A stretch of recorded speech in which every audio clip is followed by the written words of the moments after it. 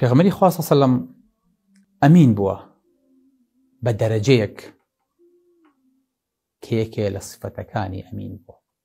الله چەند گەورەیە،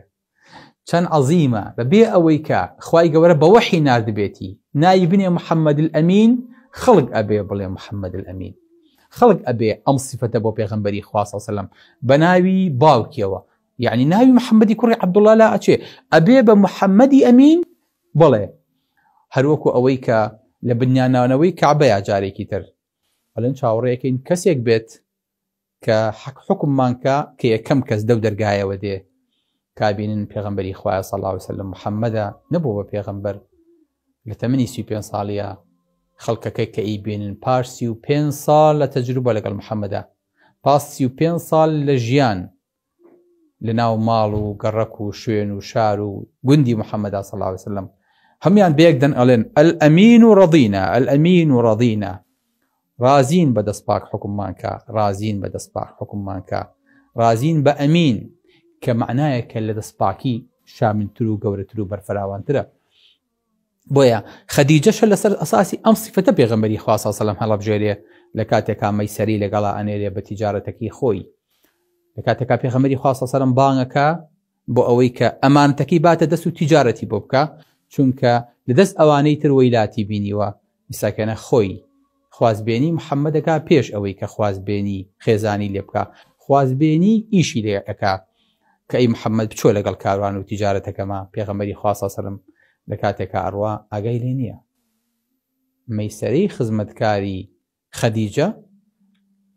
ئاوا کامێرەیەکی 3D و 4D خستوێتە سەری و بە دوای پێغەمبەری خوا صلی الله علیه و سەلەم تەنها لە کاتی سەراوا بەجێهێڵێ. سبحان الله.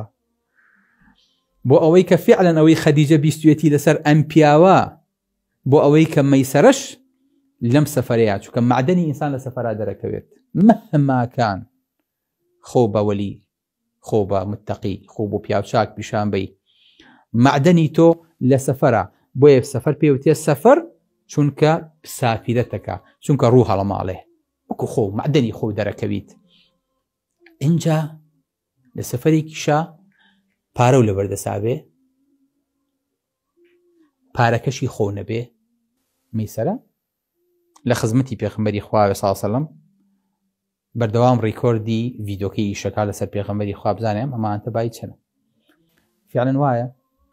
نەک ئەم ئەمانەتەوە لە خەدیجە ئەکا پێغەمبەری خوا صلی الله علیه و سەلەم وەکو کارمەندێک و مۆزەفێک و سەرپەرشتیاری ئیشە بۆ خۆی هەڵبژێرێ، نا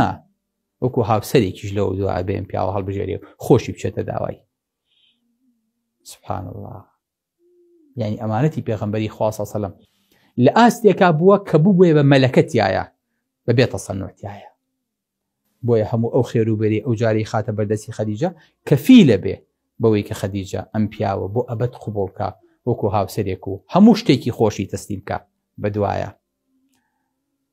لە هەموو شتێکی خۆی، کە بە پیاوانی تر ڕازی نەبووە لەبەرەوەی کە خەدیجە ئافرەتێکی هەڵکەوتوو بووە لە هەموو ڕوویەکەوە، زانیوێتی پیاو تەماعی لە چی خەدیجەیە هەیە،